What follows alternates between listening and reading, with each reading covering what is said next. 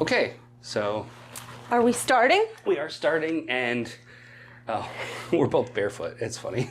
It's all right. Hey, it's July. It's hot out. I walk around barefoot all the The time. traditional barefoot month. That's right. All right. We are joined at the Unhip. I'm Yana. This is my loving husband, Jeremy. What's up? We decided to do this podcast because why not? So There's only 9 million podcasts in existence. that's right. Especially those starring 30-something white people. We thought the world could use one more. Let's start. So we are talking about various pop culture things. Today's topic is Elvis. the Elvis movie. It's called Elvis, which is hella pretentious. I mean, Big letters. very Yeah.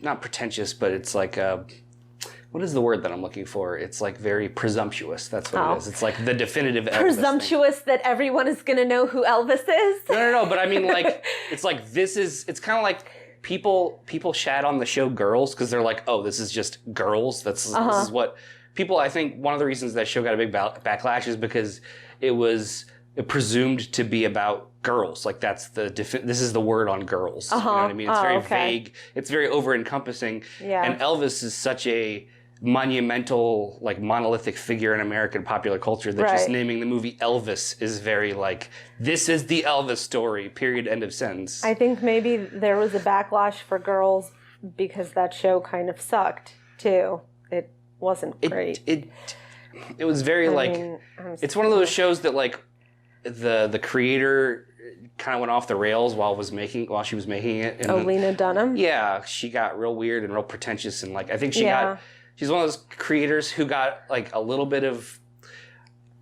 you get like just the mildest amount of acclaim and it goes like straight into your fucking head and like you're immediately, because I thought the first season of the show was pretty funny because it was a little bit like aren't like 20-somethings pretentious and idiotic. And the show was kind of making fun of the characters for being that. But then, like, as the show went on, it was kind of like, I'm not sure the show was critiquing the characters for being pretentious and idiotic. Yeah. And so it kind of just became that. I'm not a huge Lena Dunham fan, but I do like Not That Kind of Girl. I read that book, and it was really good. I enjoyed it. We did not intend to go into this talking about Lena Dunham. So if you don't like Lena Dunham, it's fine. We're not going to be talking about it. Well, we're done now. We're Lena pivoting back to Elvis. We are Dunham with Dunham. Oh, boy. Okay. I mean, it was right there. Yeah. So, do you want to tell us about your Elvis origin story? You're just ripping off the King Cast now, but okay. Oh, I'm sorry. No, I'm just kidding. Oh, God. We listened to a podcast called The King Cast, and they talk about Please Stephen don't King. come after us, Scott Wampler and the other guy. Oh, wow. I'm sorry. Just giant middle finger to Eric Vespi over there. That guy. Yep. They ask you about what your Stephen King origin story is. So you're asking me what my Elvis, okay. What my context would be for this movie would be, when it comes to Elvis, is I don't care about Elvis, and I don't want to be like, at this point, I feel like Elvis has like largely dropped out of relevancy because like the more progressive culture gets, the more people are just like, oh yeah, well he was like this like pioneer in like appropriating black culture into white America. And so like as a result, it's kind of like he's becoming less and less relevant as people discover the artists that he was kind of homaging, if you want to be kind. And so I was kind of fine with that. Like I was never that attached to Elvis, even though I grew up in large chunks of the South, and I distinctly remember as a child literally being at like multiple Elvis impersonator shows. I've met Elvis impersonators before. I distinctly remember being at... Really? Yeah, I distinctly remember like being at like a thing in Oklahoma. Oh man, I want to meet an Elvis impersonator. I distinctly remember being at a thing in like a family. It was like a family-friendly bar or something. With family in Oklahoma, where there was like an Elvis impersonator. Either he was like, it's very fuzzy because I was very little, but he was like performing, but he was also like just hanging out and talking to people and in character as Elvis. And it was kind of, it was like as a kid, you're like, this is weird. Oh like my God. the context for that is very strange because like there was that whole I don't know if it was because he died at such a young age, but there was like that whole, Oh yeah, where people kept there was saying like, that he was alive. Elvis sightings. No, but I mean, like the secondary market of like Elvis impersonator was like a huge thing. You don't see that with any other artist. He's like, or any other dead artist. He's like, the most famous character to cosplay as. Right. It's weird. It's strange. And again, maybe it ties into his early death. Well, but like it's even because he was so prolific, I think. But he was such a huge figure. There's a lot of dead artists that were very prolific. Yeah, but he's in a class all his own. He was the OG. He was like the biggest one. I mean, even without the controversy, I don't see anyone doing that with like Michael Jackson or anything like that. Like, I don't know. Yeah, Elvis was just, he struck this very, in my opinion, a really weird, unique chord. Yeah. But I also thought that it's just, unless you're of a certain age that still remembers his heyday and that, those people are dying. Right, yeah. It's just becoming less and less relevant because, the context of history is like people know who the real innovators were. Mm-hmm. And so I'm kind of at peace with that, where I was like, I don't care about Elvis. And but he was an innovator. I'm not saying he wasn't. Like, he was really important. He was a big figure, I think. What do you hot take? What do you take? Elvis was influential. I think he was like a conduit for other people's innovations in a way that was itself innovative. Yeah. Where he was basically like the original like Girl Talk. Like he was like a mashup artist where he was like, I'm going to take these bits of like black culture, I'm going to take these bits of white culture and put them together in a way that nobody had seen before. In that way, he's innovative. Yeah. But it was also innovative in a very derivative way, I think. That's my opinion. I have not done like the deep research on it, but that seems to be the takeaway as time goes on. It's like, oh, he stole from black artists a lot of his material, and now that we have human beings have access, to all, to like the originals, all of recorded media. It's like, well, we'll just listen to the originals because those guys were just as talented, and we're not white people in 50 suburbs who are like taken aback at the idea of listening to black artists. Right? Yeah, we're fine with listening to the originals. We don't need like a white man to give it to us to make it more palpable. And here's the thing about this movie, which, spoiler alert, I fucking loved, is that it addresses all of that head on very, very frequently. Like, it's constantly like layering that in. Right. And without like making him look like a villain. No, and that's the interesting thing, even though this movie does have a very clear villain. Yeah. And the other context that is, I think, important for this movie is Baz Luhrmann, who is, the director of Romeo plus Juliet, the 90s, deliberately anachronistic adaptation of Romeo and Juliet, where it takes place in modern Verona, California, but it's all the dialogue is Shakespearean, which I recently watched some of, and it's pretty interesting. It's an interesting idea. And Moulin Rouge those are his two big ones. Like his two, he also did the Great Gatsby from like 10 years ago. That was like, it was very Baz Luhrmanned out. It was like, it was literally a 3D movie about the Great Gatsby, which is hilarious. So he's just very big. He's he's what the kids would call extra, is Baz Luhrmann. Like, everything is very like hyper real. His movies look kind of like a living comic book. Like, everything is very exaggerated. It's like bright colors and fast movement, and it's visually interesting. So I like it. What is your background with like Elvis and Baz Luhrmann? I mean, Elvis is he's a piece of like rock and roll history that has permeated the culture to such an extent that I feel like everybody just knows who he is. Everyone has heard at least one or two. It's interesting. I didn't think to ask our kids about what they thought of Elvis. Elvis songs. I'm curious about like what's going on with the Zoomers and Elvis. Yeah. When I was in high school, I had a friend who loved Elvis. Shout out to Catherine Bunch. I feel like you're listening to this podcast. I mean, you were like the Beatles kid. I feel like there's always an Elvis kid. Catherine loved Elvis.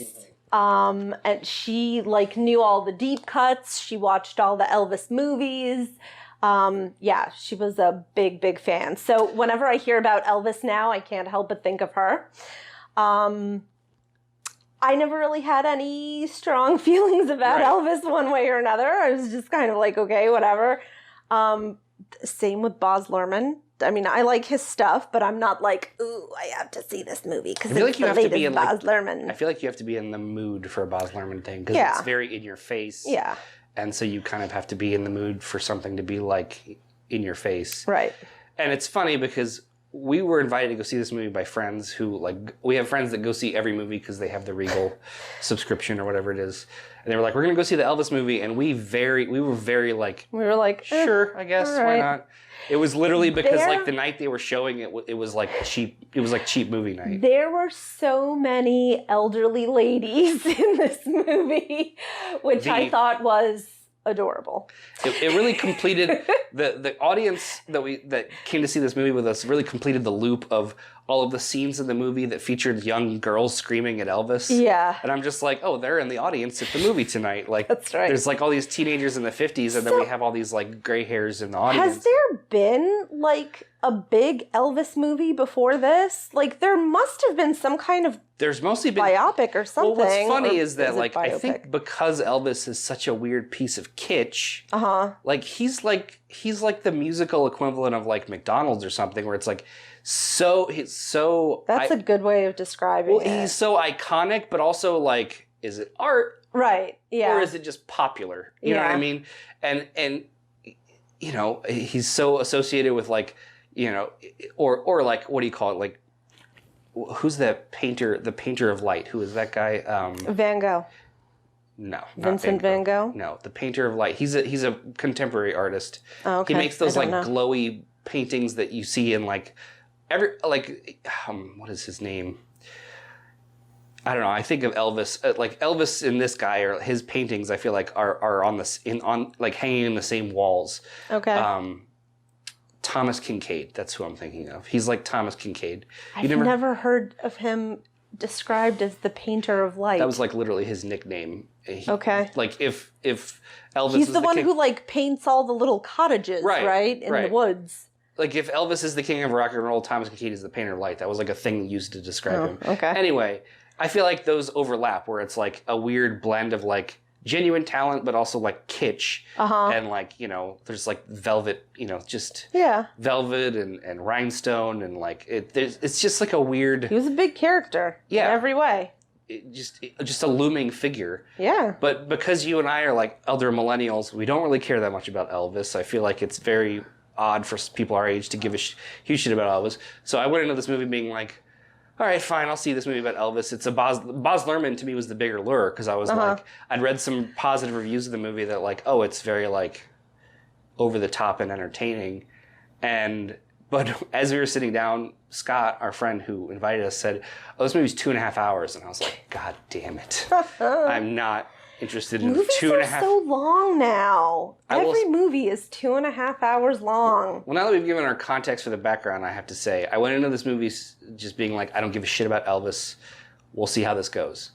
But it won you over. I loved it. I thought it was a very propulsive 2.5 hours. It went by like that, way quicker than like the latest several Marvel movies that were that long. And by the end of it, I mean, I'll admit, I cried at the end of the movie when Elvis died, and it talked about his death. It was spoilers. You have to let people know. I should have known you were going to say something. Yeah, like spoiler alert. Spoiler alert. Elvis dies at the end. Lincoln also dies at the end of Lincoln. I don't know if you know that. And the ship sinks at the end of Titanic. Exactly. But the way that they portrayed like his last days, it was very touching. But anyway, well done. To circle back to like the movie overall, I just thought it was like, first of all, let's just get this out of the way. Tom Hanks. I did not know that Tom Hanks was in this. No? And he's like the first person you see. He's like the main character. Yeah, and it's just Tom Hanks coming in hot. He's got an accent. He's got stuff on his face. He like, oof. And I was like, well, I can still tell it's Tom Hanks. I don't know. Tom Hanks shouldn't play like big characters. Like, that's why I didn't really want to see the movie where he plays Mr. Rogers, because I was like, that just sounds like Tom Hanks. Like, he has a very distinct voice. So when he tries to play other people, it's really hard for me to buy it. But when he plays like an everyman, it's great. And in this case, he's playing the Colonel Tom Parker, the like very widely known as being the like I don't know, exploitative producer of Elvis who took a lot of his money and manipulated him quite a bit. I didn't know about this person. I had heard about it vaguely. Like, I feel like... So I thought that... It was interesting because really it was all about his weird predatory relationship with Elvis, where he just like treats him like, well... Like a cash cow. He's a carny at the beginning, and he treats him like one of his acts. Right. Where he's like, I mean, we saw Nightmare Alley where they're all about like suckering people to be the geek. And at one point, there's like a weird pull focus shot where he sees Elvis hanging around by the carnival. This is after they've known each other for a while. Uh-huh. And he's about to go pitch himself on being his exclusive manager. And there's like a weird focus shot where before it focuses on Elvis, it's focusing on the geek in the sign in the background. And it's like very clearly like, okay, this guy just sees Elvis as like the geek, the sideshow that he's going to sucker into just like giving up his humanity for like this show. And the movie is very much about that. And okay, and Tom Hanks is just, he's going real big with it. Like the fact that he's like the main character, he does like the opening narration and he's playing this guy who's like an evil Dutch carny. That's literally what he is. And they made him up to look like the Baba Yaga. They gave him like a witch nose. And like that like really bad fat suit. He looks like a combination between like a witch and like the main character in Thinner, where he's got like the really bad fat suit makeup on. And it's just it's very goofy. It's very much like, so it's a weird dichotomy in this movie because basically the main character is this guy who is Tom Hanks just doing it all big, like just going for it with like a lot of over-the-topness, scenery chewing. And then you have this other guy playing Elvis, Austin Butler, who is unknown to me up to this point. And this guy is just fucking Elvis, as far as I'm concerned. Squinty McElvis. Well, he fucking kills it in that movie. Like he did a very, very good job. A couple things I thought before going into this movie is, I don't give a shit about Elvis. And they need to stop making biopics to try to win Oscars, because I'm tired of that shit. The Queen biopic was by all accounts fucking terrible, and it still won Oscars. And then as I left the movie, I was like, they should give that fucking kid an Oscar because he's great. The kid that plays Elvis in this movie, Austin Butler, is fucking fantastic, to the point where there were scenes where I thought they were intercutting the footage of the movie with like real concert footage. I don't think they did that till the very end of the movie. They did it at the very end. Yeah. But there were scenes where they were filming it in such a way that it seemed like that. Yeah. And I couldn't tell. Yeah. There were a few times. And at the very end, they had like superimposed his face, like the actor's face, I think, onto footage of Elvis, and then it turned over to just Elvis. Did it? Okay. Yeah. Well, it's hard. It was just very hard to tell when they did that, because this kid just fucking looked like Elvis. Yeah, he did a very good job. And sounded like Elvis. Like, so like my thing is, even with movies like Ray, which I fucking love, I'm watching it and I'm like, oh man, Jamie Foxx does like an amazing impression of Ray Charles. And that's partially because of the style of acting, where it's like it's like very performative feeling. It feels performative. And also because Jamie Foxx is a famous person up to that point. He's already been in like a million movies and TV shows and things. This kid I'd never seen before. And so I'm just like, oh, this is just Elvis. Like, I don't know. I'm not thinking this kid is doing a great job of playing Elvis. I'm thinking, oh, this is just Elvis in this movie. And he just sounds like it. Like, it felt very effortless to me, like when he's just talking and emoting to like in the conversation scenes with like his family and things like that. He just sounds like Elvis in a way that doesn't sound like it's the most impersonated person in the world. This didn't sound like an impersonator. It just sounded like a kid who was Elvis. I mean, I feel like it's important for people to know kind of what they're getting into with this movie. If you are going in looking for realism, this is not the movie for you. But I mean, like, it was very like over the top.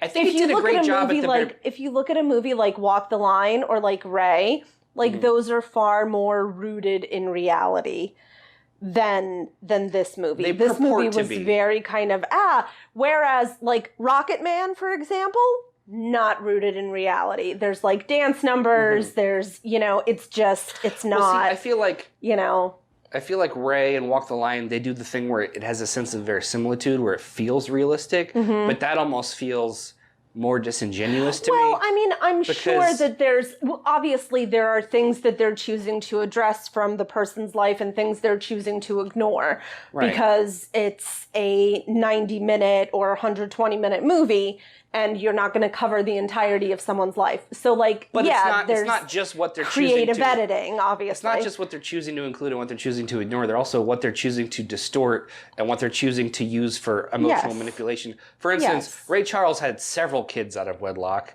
The movie only addressed one. He had multiple, like, mistresses. No, I understand. What I'm saying is, if you look at a sequence like... Oh gosh, what was like really outlandish in this movie, in Everything. The Elvis movie? Well, the thing that I was going to say is that the great thing that this movie does is, out of the gate, it opens with those weird kaleidoscopic CG things as part of the opening credits. And then so it has you know what to expect. And it has a bunch of overlapping, like, fade-in shots of the Colonel and Tom Hanks doing his thing, and a whole bunch of quick cuts of, like, Elvis in the 50s, and it actually doesn't show his face for a good chunk of the beginning of it, deliberately. And so you realize, oh, this is going to be really stylized. Like, out of the gate, it tells you it's going to be that. Yeah, so if you're, absolutely. If you're, like, still a half an hour in and you're, like, annoyed by it, you're like, well, the movie told you what it was going to be from the get-go. And so if you're not in, you're not in. Oh, and I love movies like that. I'm totally along for the ride. For me, it depends. I like it. For me, it depends on how it's done. Sometimes it's not done that well. This is a different genre of movie, but I thought the beginning of Birds of Prey, the Harley Quinn movie, the first, like, 20 minutes of that were edited in such a way that almost gave me, like, a headache. It was very much like trying to be this weird, look how kooky we are, look how stylized we are. And then eventually it kind of fucking chilled with that, and I liked it after that. Yeah. But the beginning of that movie was, like, a little too frantic for my taste. Even though it was telling you that it was doing that, I was like, I can't catch my breath. This movie skates that line at the beginning, where it does that, but it's also kind of just so joyful and so, like, entertaining. It's just very entertaining. Yeah. In the way that it's doing that. So, like, I don't know. I think that it all depends on your... The thing that I liked about... the other thing I like about that kind of style is that it also tells you this is not going to be a real-life movie. It's not going to be like what you should take away as the true events of Elvis's life. It is a kaleidoscopic vision of what we want to talk about when it comes to Elvis. Because some things that were not included in this movie that are in, like, every biopic are, like, you never see Elvis writing songs or working on his craft at all. That is not a thing that this movie cares to talk about ever. It's not the Ray thing. It's not the walk the line thing where you see them sitting at a piano and poring over, like, what am I going to do with this piece of work? Right. That's not what the movie's about. And a lot of art biopics are that. This is more about, like, the overall. It's almost like not even interested in Elvis specifically, but about, like, this kind of relationship between Elvis and Tom Parker, and, like, what the kind of relationship that a performer has to the audience, and, like, what that does to your personal life, your body, your psyche. You know what I mean? Because it was all about that. It was about, like, what did it do to his marriage? What did it do to his relationship with his producer? What did it do to him personally? And because he's so young in the movie, it paints him as, like, this kind of, like, naive, like, well, this is just what I want to do with my life. And I don't know. I thought that was interesting because it kind of, like, it basically skipped a stone over the surface of Elvis's life, choosing to hit very specific things that were not the kind of things that biopics always hit. And actually avoided a lot of, like, the lame melodrama that I thought a lot of biopics get into. Like, he had I don't know, there was a lot of drama in it, in his relationship with his family and his relationship with his wife, but they did a good job of making you feel it, but without it being, like, I don't know, overly, like, you know, there's so much of, like, Ray dwells on his, like, brother dying and his mom's grief to the point where it feels like it's just trying to make you cry, like, so hard trying to make you cry. And it works. Like, those scenes in that movie are gut-wrenching, and I love that movie. But this movie isn't trying for that, maybe until the very end. No, I mean, it was just going for a different tone. You know, it was focusing on different things. I'm gonna look at some of the notes that I didn't take notes during the movie because I'm not rude. I didn't take notes during the movie either. I was just enjoying the movie. You know how I watch. Well, I was just enjoying the movie too, but as soon as we got home, I jotted down some stuff. Not me. I'm ill prepared. I mean, one of the things I wrote down was like, well, the first thing I wrote down was Austin Butler is incredible, and I loved the emphasis on the influence like of black music on Elvis, like him. It almost treated music like it was magic. Like he went into the revival tent as a little kid, and it seemed like he was like possessed. And then got the spirit. And then when he would like do his thing on stage, the people in the audience were also possessed. It was like this weird chain reaction. Of horniness. I mean, Jesus. Well, the fucking scenes, the scene where he goes up there for the first time. And the girls are just like fucking... They start shrieking. Yeah. There was like that, out of nowhere. Yeah, there was that one scene where the girl is like watching intently and then just kind of like lets out like a shriek completely involuntarily, and it's just like, what was that? Right. What just emanated from me? And it was interesting to watch that because it's like, when's the last time we've had like a musical figure or a famous person that had that effect on anybody? Anybody. It was like him and the Beatles and who the fuck else? I guess Justin maybe like Bieber. Oh fuck, man. I'm just kidding. You're probably not wrong, but it's like I'm just kidding. Well, that's the thing. That is what I was talking about earlier, where it's like, is Elvis art or is he McDonald's? Because that's what we think. That's what the older people think about Justin Bieber. Like, that fucking kid. That's what they thought about Elvis at the time. So it's like it's like this cycle, and there's just so many like funny, like I thought deliberately funny moments where he's basically being told that he's going to be like brought up on obscenity charges for like shaking his pelvis while he's dancing. Like, you're too sexy, god damn it. Yeah, it's in the modern in the age of WAP, that was really weird. Yeah. to look back on. It was a different time. There was just so many moments in this movie where him being told, you can't do that. You can't do this, you can't do these three things. And then like this amazing build up to he's about to fucking defy everybody on stage. He's like, I do what I want. Yeah. I'm Elvis. And the movie treats it like it's the fucking climax of an Avengers movie. Right. It's just like the most epic thing is that he's going to go on stage and he's going to wave his dick at the audience, and it's going to piss off all the suit-wearing people in the back, and the women are going to like pass out and shriek until they pass out, and it's going to be amazing. And the movie treats it thusly and is filmed that way. And it was just an impressive magic trick of this movie where I went into it not giving two shits about Elvis and being like, fuck yeah, Elvis he's gonna do it. He's gonna stick it to those pieces of shit. God. I mean, didn't you feel that way watching the movie? I guess. Where they told him they're driving him up in like a cop car, and they're like, just so you know, if you do so much as waggle your finger, I'm going to arrest you. And he gets up there. No wiggling, young man. He gets up there and he waves his finger at them, and I was just like, oh yeah, he's about to fucking jam it down their throats. Because they do such a good job of you can see it coming, you know it's coming, and there's a certain part that's like, stick it to the man. Exactly, because they make those people seem like such stuffy, stuffed shirt pieces of shit, where you're like, what is your problem? Like, this really offends you? But that's like good filmmaking. That's what I'm saying. That's what I'm saying. Maybe we need a movie that we should disagree on more, because it makes for more interesting. We're just basically yelling the same opinion at each other, but like, sorry. No. I can disagree. I'm just saying that, like, what the fuck is on this chair? You don't want to ask that question. It's mostly cat hair, I think. Oh, no, that's something that was wet at one time. Why would you bring that up on the air? I'm sorry. Go ahead. We live in a horrible, filthy house full of just gross things. Anyway, I love this movie, and it was like impressive that we went into it. I went into it not caring at all about Elvis, and being like, holy shit, Elvis was awesome. And I know, because of the way the movie was stylized, that was like sort of this alchemy of like not really portraying Elvis as he was. Like, he met his wife Priscilla when she was 14. That's fucking gross. Gross. They didn't start dating until she was 17, but like still not great. Still not great. And the movie doesn't address that at all. Mm-hmm. Well, there's at one point where he said something like, when I'm 40, you'll be when I'm 50, you'll be 40. And they met when he was pretty young. So you're just like, he was in the army.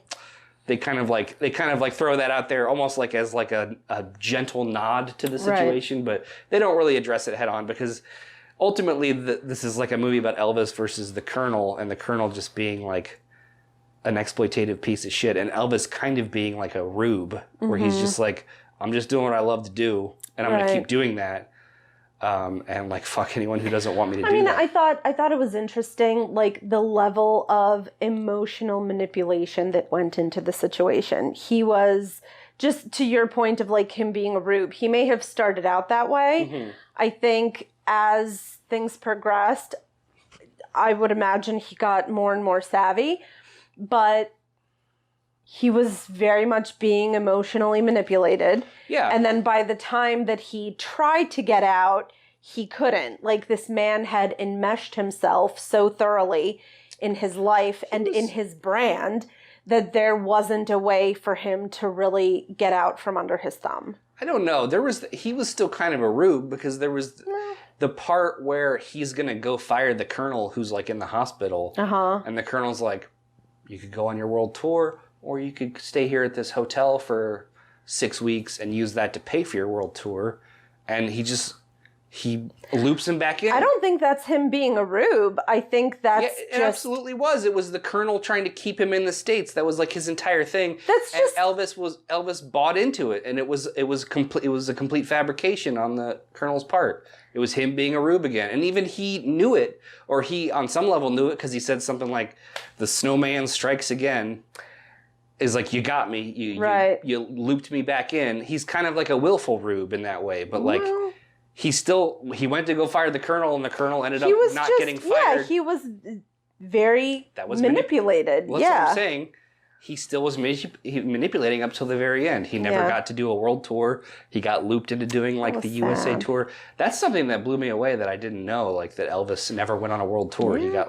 He got roped into staying in the U.S. because his manager was literally like an illegal alien with no passport, which is, it's fucking insane. Like, that's one of those situations where you watch that movie, and this kind of plays into another movie we watched later this week, where it's like, there always seems to be, with like an extremely talented person like Elvis, there almost always seems to be like a behind the scenes, a producer, a manager, somebody who is pulling the strings on some way or another, and you always wonder how much they contributed to them getting out there, and how much they contributed to reining them in a certain way.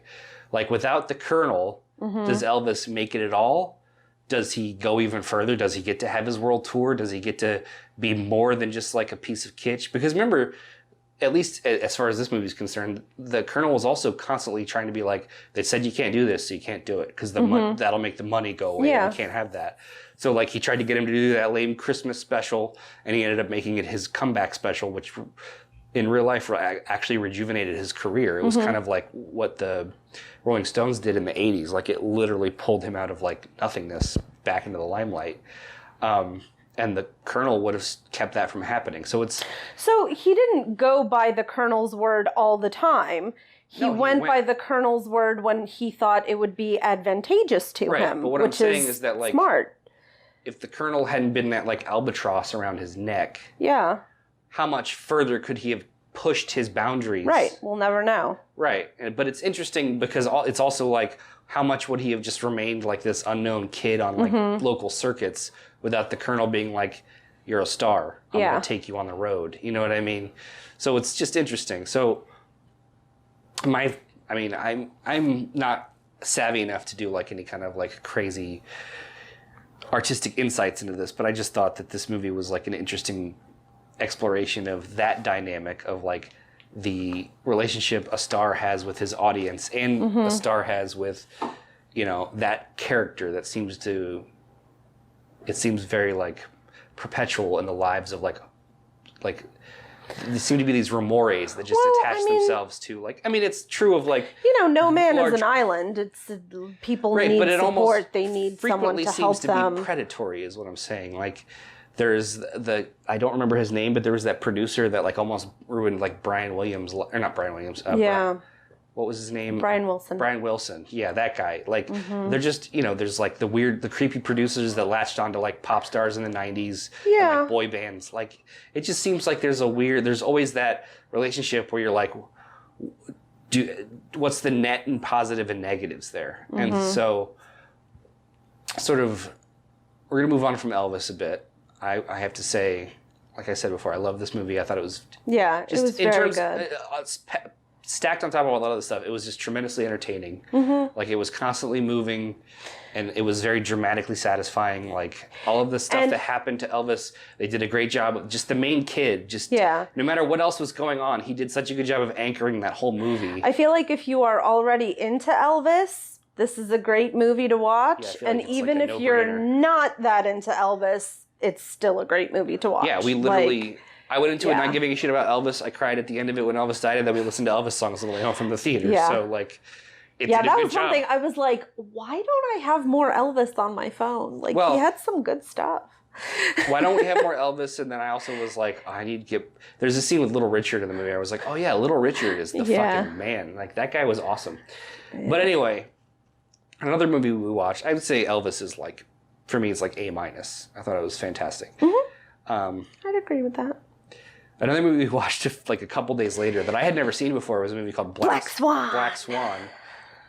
Darren Aronofsky's Black Swan. And I didn't know... I vaguely remember the ads for it and thinking like I couldn't tell if it was a thriller or a horror movie. I'm not entirely sure what you'd call it, like a psychological thriller or something. I thought it was also great. And I also thought it like tonally, like even genre-wise, it's like nothing like Elvis, but I think they both have like explore like similar things where they're both about like performers and like what a performer puts themselves through for the audience and what a performer puts themselves through for the people that are manipulating them. Like she has, I would say like Natalie Portman's character. Yeah, Natalie Portman's character.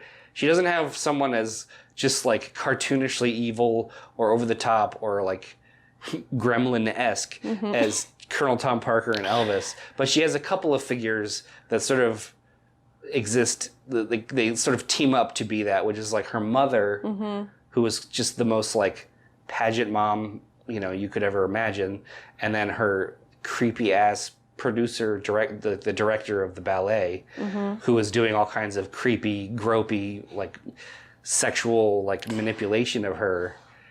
And it was weird because like, especially in the Me Too movement, I'm like, okay, this guy's a creep. He's like the director of the ballet trying to like he's just trying to fuck these women. Like that's what it seemed like. And then it was like, no, he's actually doing this weird sexual manipulation to get like a better performance out of them. But that's not any better. That's still real bad. That's still terrible. Yeah, I mean, I think it was a little from column A, a little from column B. I mean, I don't know. It seemed like ultimately he was only doing that stuff to her to get her to like become the Black Swan, to like pull some darkness out of her because she was such a little waif. But like they both of these movies were like about like just how much of being a performer like ruined you. That's kind of what it seemed like. Like Elvis detonated at 42, and the character in this movie, I mean, spoiler alert, maybe dies at the end as a result of I'm pretty sure she does. It's meant to be ambiguous, I think. She does. But like it's, very much like how much do you... So here's the thing with people who achieve like this level of greatness.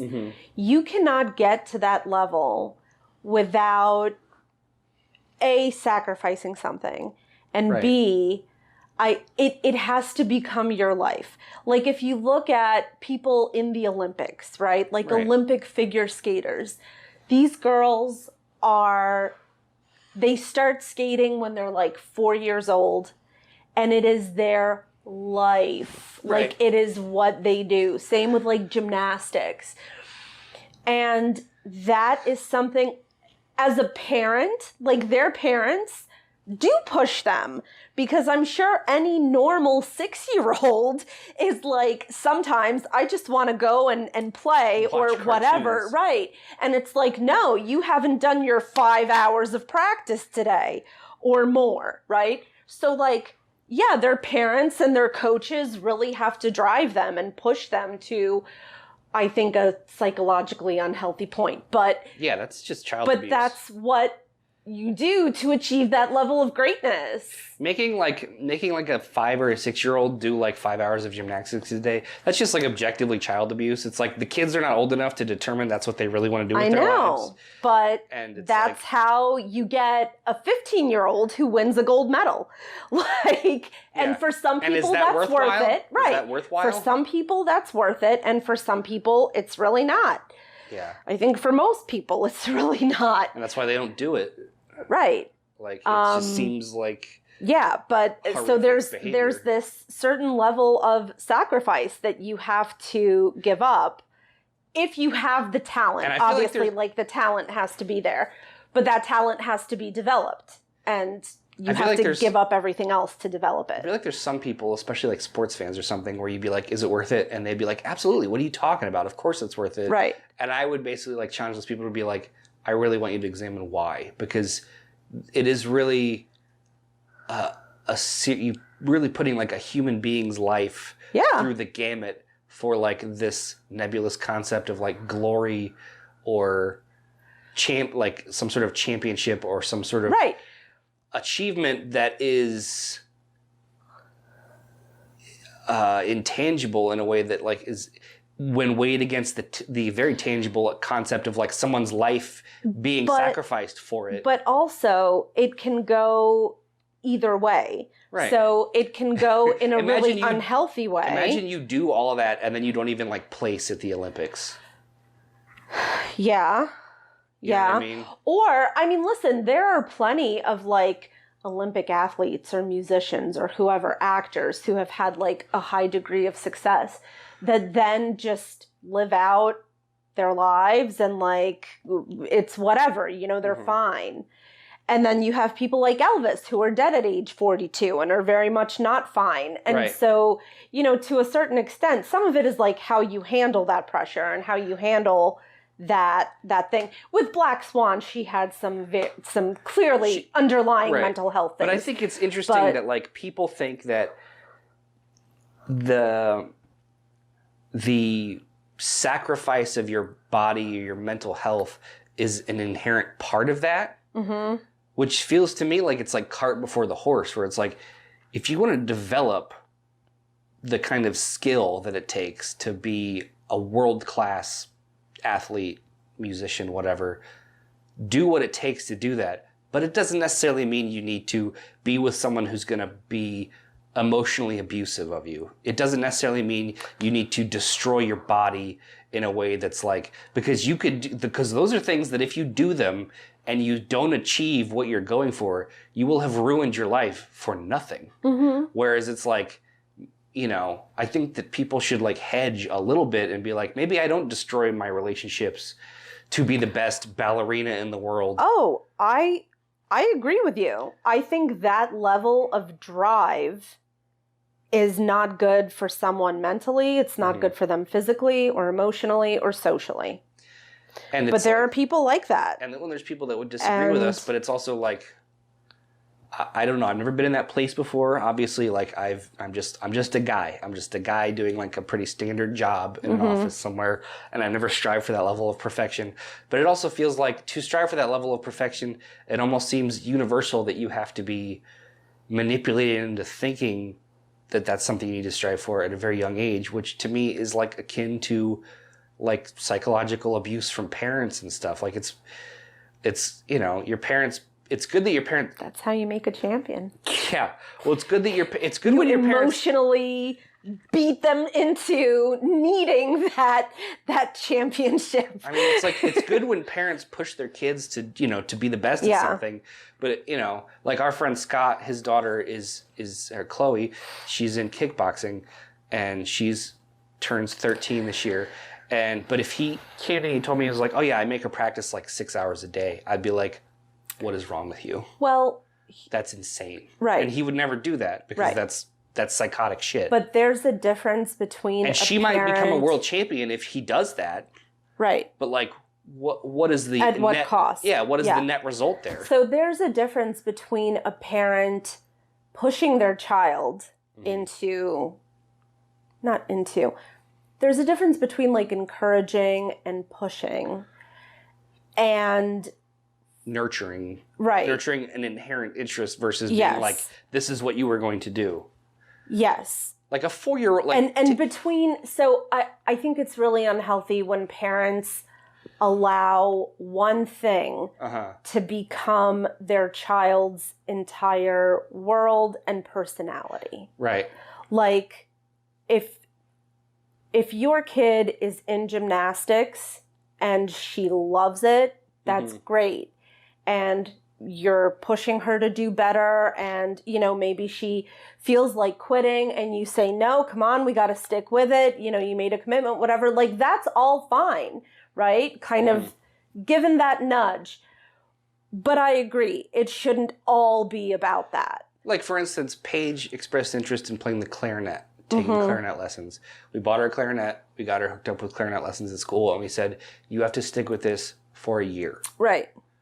And then she did, and then at the end of it, she was like, I'm not feeling this. So we got rid of the clarinet, and she moved on to something else.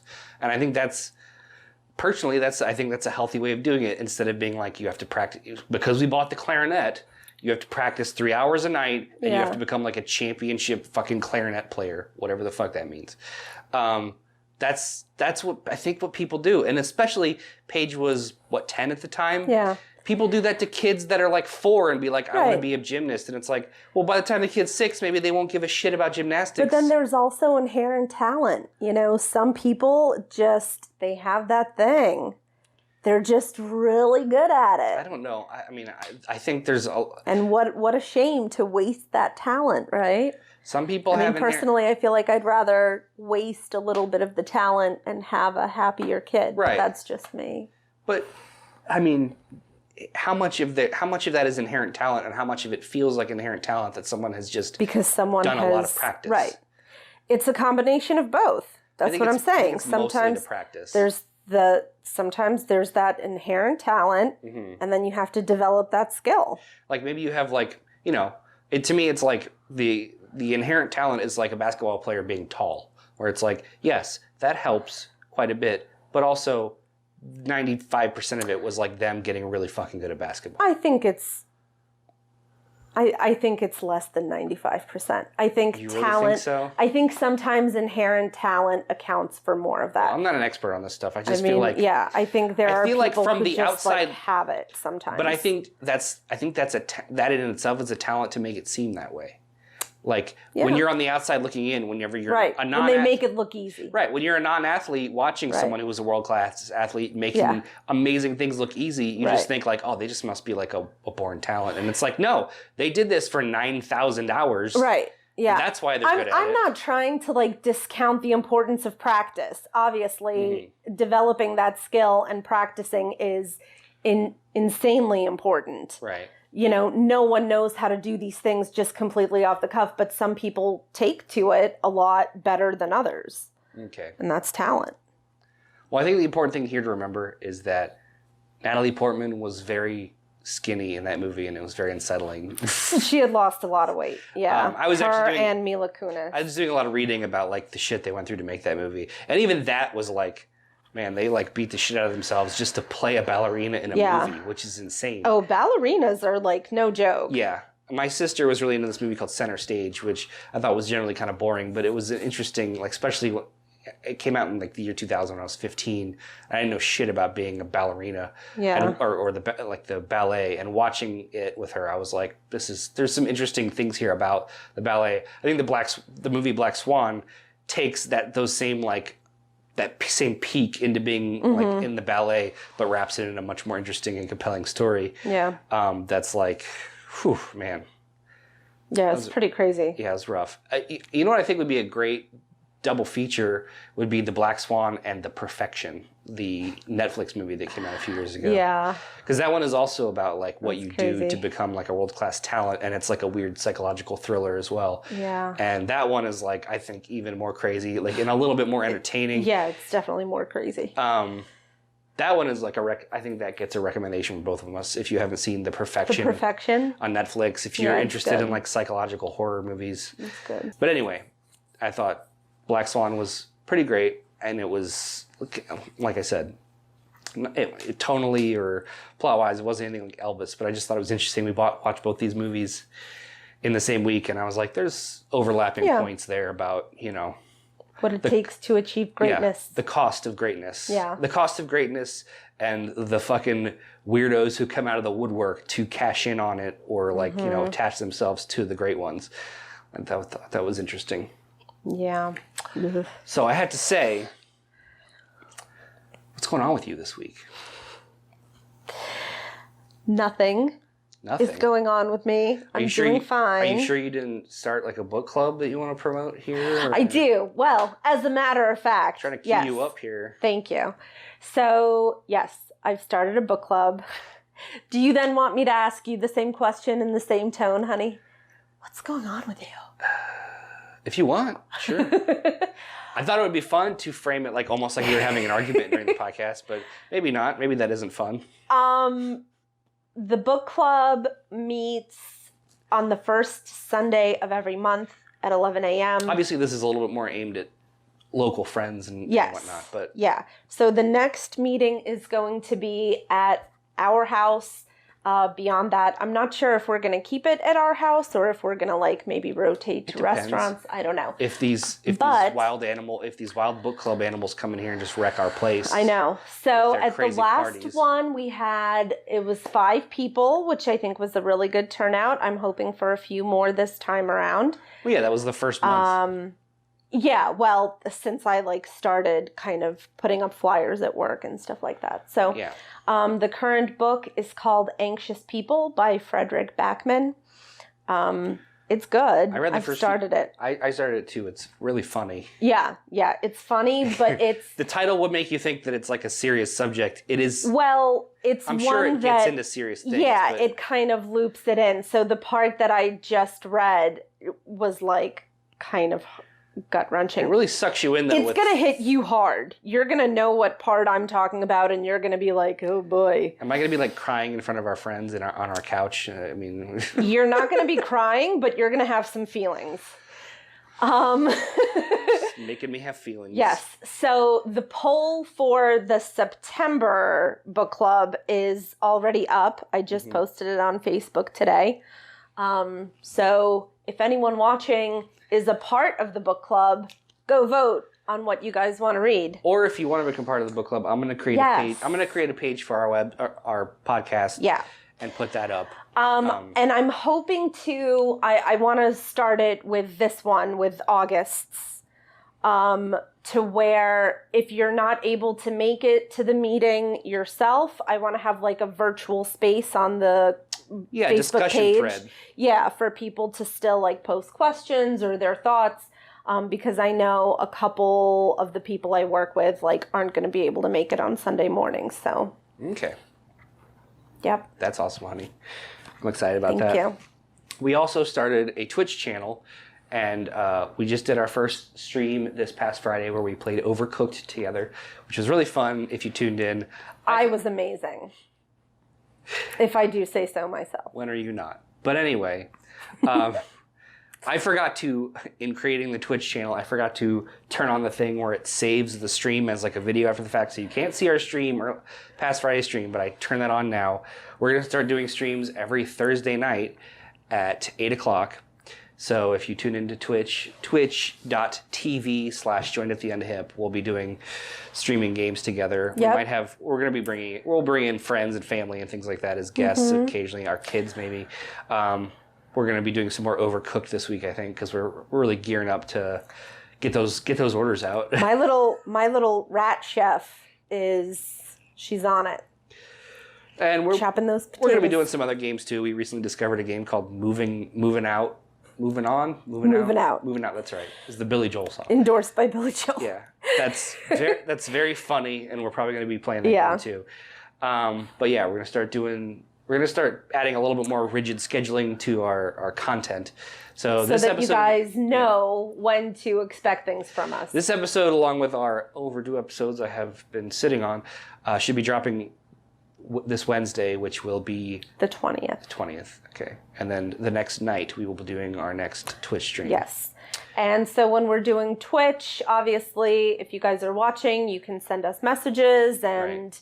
Like I said, we'll I'm going to be creating a interact. Facebook page for this podcast, and I'll be like, dropping the links on there and everything. So, and as always, if you guys have any questions, comments, or concerns, please feel free to contact us, and we will address them. that's right.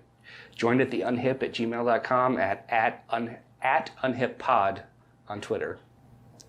And I think that's all we got. So I think that's it. you guys have yourselves a good week. That's right. We'll see you on Thursday. Bye.